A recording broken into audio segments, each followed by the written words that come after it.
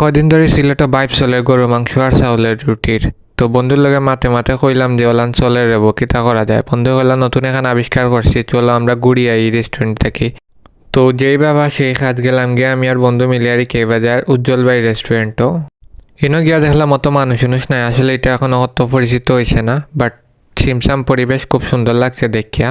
গিয়েও আমরা অর্ডার করলাম চাউলের রুটি আর গরুর মাংস, লগে কিন্তু ইনো মাঝে হাঁস পাওয়া যায়। আর এটা সব হোমমেড, আপনারা ভিডিওর মাঝে শুনতে পারবা। ভাইয়া নিজে কইছেন এগুলা ঘর থেকে বানাইয়া আনা হয়। আর এগুলার দামও রিজনেবল, 3 পিস মাংস থাকে আর রুটি আপনার যতটা ইচ্ছা খাইতে পারবা। ওই লগে তারা রুটি বানাইরা, একবারে ওপেন প্লেসও দেখা যায় যে তারা রুটি বানাইরা কিলান। গরু রান্দা ঠিক আছে। ভিডিও করতে করতে আখতা দেখে খানি সামনে আসছে, তো খানির একটা ভিডিও নিলাম। এর মাঝে আমরা রুটি নিয়েছি 4টা আর মাংস নিয়েছি হইলে গিয়ে আপনার 1/2। মাংসর দাম হইলে 100 টাকা আর রুটির দাম হইলে গিয়ে 5 টাকা করি। তো আসলেও টেস্ট আসিল, আপনারা বন্ধুর মুখে শুনতে পারবা।